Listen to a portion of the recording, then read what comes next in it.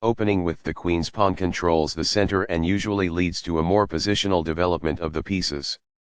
The Indian game begins by controlling the important e4 square with the knight, rather than a pawn. c4 builds a strong center by controlling the important d5 square and creates a square for the knight to come to c3 without blocking the c-pawn.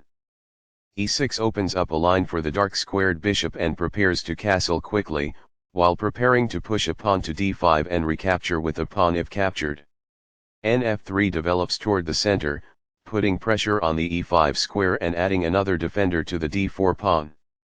The queen's Indian defense prepares to fianchetto the light squared bishop on b7, where it will have influence on the long diagonal. g3 prepares to fianchetto the light squared bishop on g2, where it will sit on the long diagonal.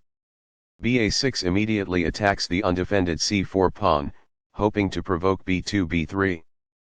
b3 protects the c4 pawn and prepares to fianchetto the dark squared bishop to b2, where it will sit on the long diagonal. bb4 plus develops the bishop and puts the white king in check. bd2 develops the bishop, blocks the check and offers an exchange of dark squared bishops. b7 retreats the dark squared bishop after achieving the goal of misplacing white's dark squared bishop on d2, which would much prefer to be b2. bg2 puts the bishop on the long diagonal in a move called a fianchetto. c6 controls the d5 and b5 squares and prepares the d5 pawn push. bc3 moves the bishop to a square that supports the d4 pawn and opens up the d2 square. d5 takes space in the center and attacks the c4 pawn. ne5 centralizes the knight, defends the c4 pawn and opens up the light squared bishop. nfd7 attacks the e5 knight, which is helping white guard c4. This maintains the balance in material with a good trade.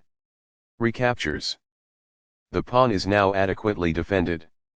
Castling gets the king to a safer square, out of the center of the board, while also developing a rook. Castling kingside tends to be safer because the king is further from the center. Castling gets the king to a safer square, out of the center of the board, while also developing a rook. Castling to the same side of the board as the opponent avoids some of the attacking associated with opposite side castling. This allows the knight to control more squares. It is the last book move. This develops a rook off its starting square, getting it into the action. It is excellent. This activates a rook by developing it off of its starting square. It is best. That's fine. It is good. This strikes at the center, countering the opponent's ability to grab space. This threatens to win a pawn.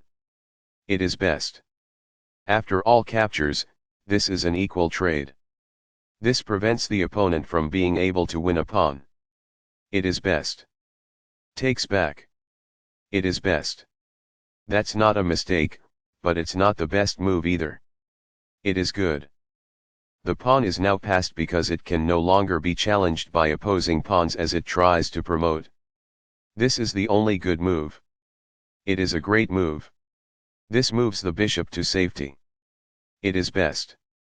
That was a free pawn. It is best.